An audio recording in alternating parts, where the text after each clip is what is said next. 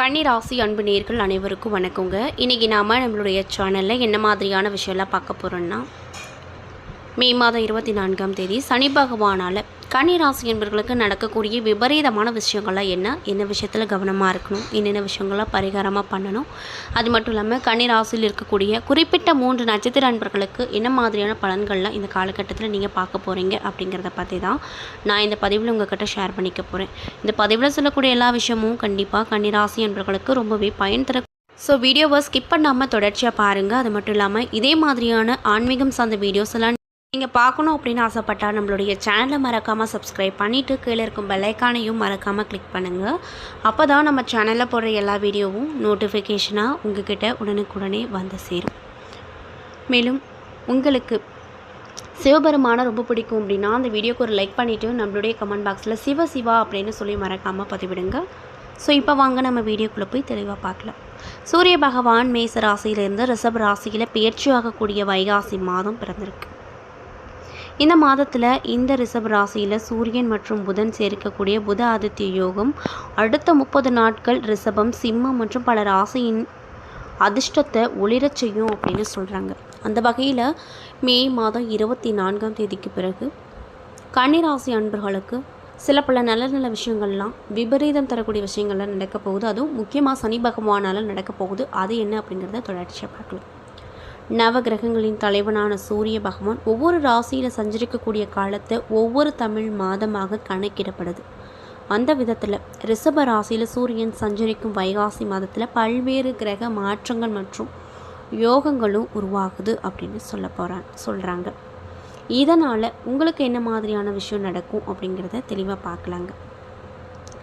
கன்னிராசிக்காரங்களுக்கு சனி பகவானால் என்ன மாதிரியான விஷயம் நடக்கும் அப்படின்றத பார்க்கலாம்.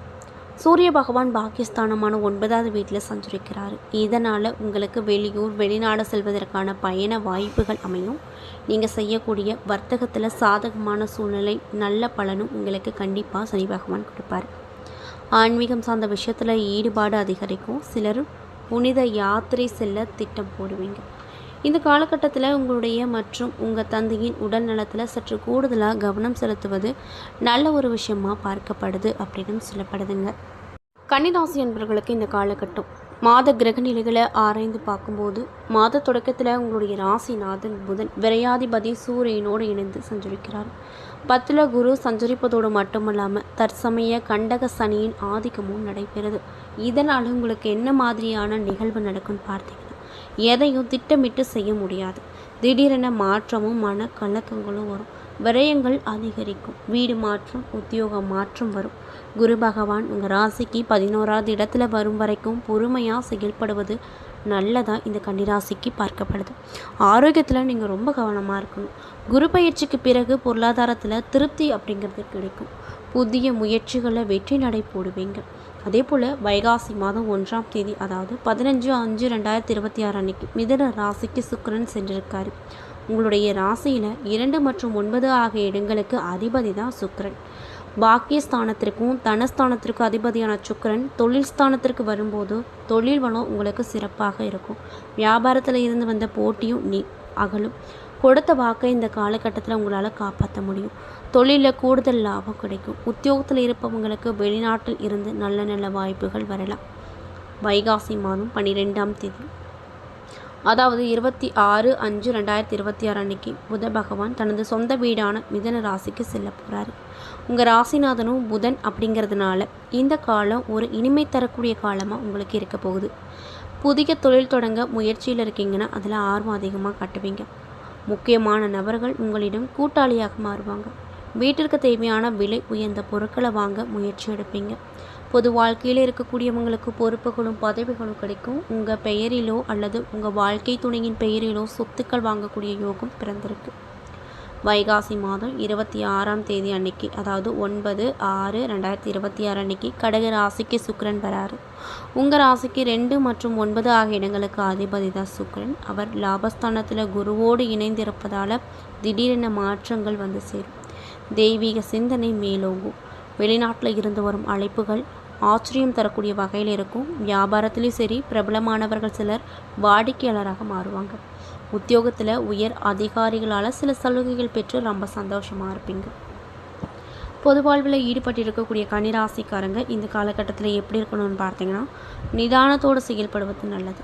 வியாபாரம் மற்றும் தொழில் செய்பவர்களுக்கு மாதத்தின் முதல் பாதையில் மகிழ்ச்சி தரக்கூடிய வகையில் இருக்கும். உத்தியோகத்தில் இருப்பவங்களுக்கு குரு பயிற்சிக்கு பிறகு உயர்வு கிடைக்கும். கலைஞர்களுக்கு வருவாய் அதிகரிக்கும். மாணவிகளுக்கு படிப்பில் கவனச்சிதறல் ஏற்படாமல் பார்த்து கொள்வது நல்லது. பெண்களுக்கு குடும்ப சுமை கூடினாலும் அதை சமாளிக்கக்கூடிய ஆற்றல் பிறக்கும். சுப விரயமும் உண்டாகும் அப்படின்னு சொல்கிறாங்க. அது மட்டும் இல்லாமல் இந்த கன்னி ராசியில் இருக்கக்கூடிய நட்சத்திரக்காரர்களுக்கெல்லாம் என்ன மாதிரியான பலன் கிடைக்கும் அப்படின்றத பார்க்கலாம்.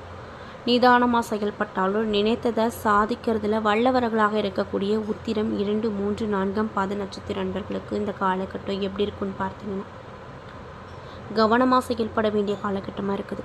உங்கள் விரையாதிபதி சூரியன் பாக்கியஸ்தானத்தில் சஞ்சரிப்பதால் மன பயம் வரும். வேலைகளில் குழப்பம் உண்டாகும். வேலையில் இருக்கக்கூடியவங்களுக்கு அதிகாரியால் நெருக்கடிகள் தோன்றும். இன்னும் சிலருக்கு எதிர்பாராத இடமாற்றம் வரும். மே 26 வரைக்குமே குரு ஜீவனஸ்தானத்தில் சஞ்சரிப்பதால் அனைத்து விஷயத்திலுமே நிதானம் ரொம்ப தேவை.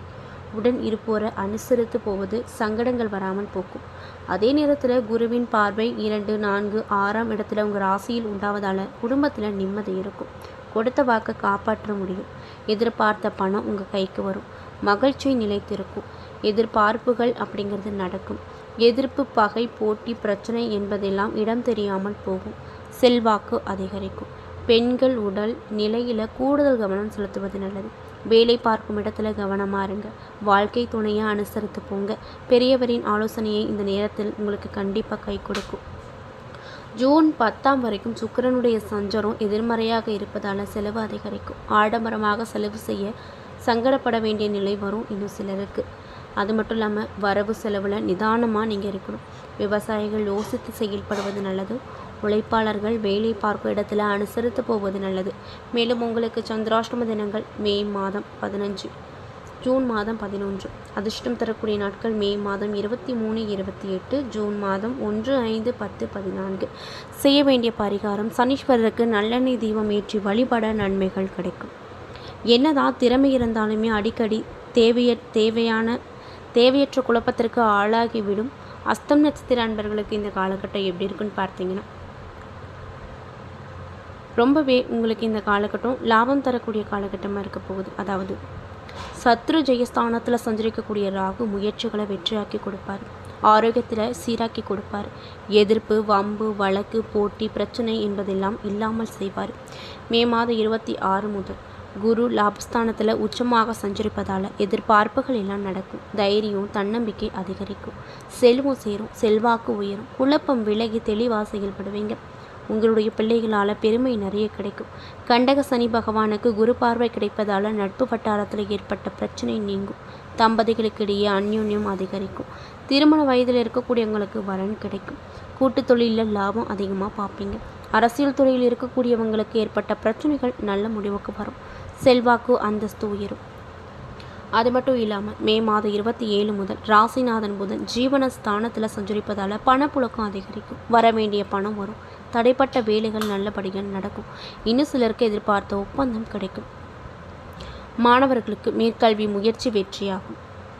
மேலும் உங்களுக்கு சந்திராஷ்டம தினங்கள் ஜூன் 12. அதிர்ஷ்டம் தரக்கூடிய நாட்கள் மே மாதம் 20, 23, 29, ஜூன் மாதம் 2, 5, 11, 14. செய்ய வேண்டிய பரிகாரம்: ஆதி திருவங்கரை வழிபட வாழ்க்கையில் நன்மை உண்டாகும்.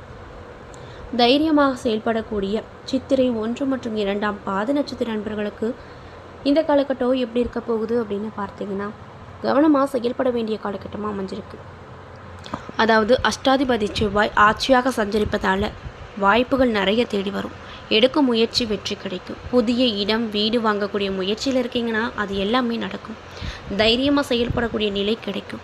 மே 26 முதல் லாபஸ்தானத்தில் உச்சமாக சஞ்சரிக்கக்கூடிய குருவால் கண்டக சனியால் ஏற்படும் சங்கடங்கள் நெருங்காமல் போகும். குடும்பத்தில் நிம்மதியான நிலை உருவாகும்.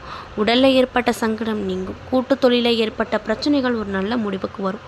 6வது இட ராகுவும் மே 27 முதல் 10 இடத்தில் சஞ்சரிக்கக்கூடிய புதனும் லாப குருவும் உங்கள் வாழ்க்கையை வளமாக்குவாங்க. நீங்களே ஆச்சரியப்படும் வகையில் உங்கள் நிலை மாறப்போகுது. அதில் எந்த ஒரு மாற்றம் இல்லை அப்படின்னு சொல்கிறாங்க. பொருளாதார நெருக்கடிகள் நீங்கும். செய்து வர தொழில் மற்றும் வியாபாரத்தில் முன்னேற்றத்தை உங்கள் கண்ணால் நீங்களே பார்ப்பீங்க. பொது வாழ்க்கையில் இருக்கக்கூடியவங்களுக்கு அனுகூலமான பலன்கள் வரும். அரசியல் துறையில் இருக்கக்கூடியவங்களுக்கு எடுத்து வைக்கக்கூடிய முயற்சி எல்லாத்துலேயுமே வெற்றி கிடைக்கும்.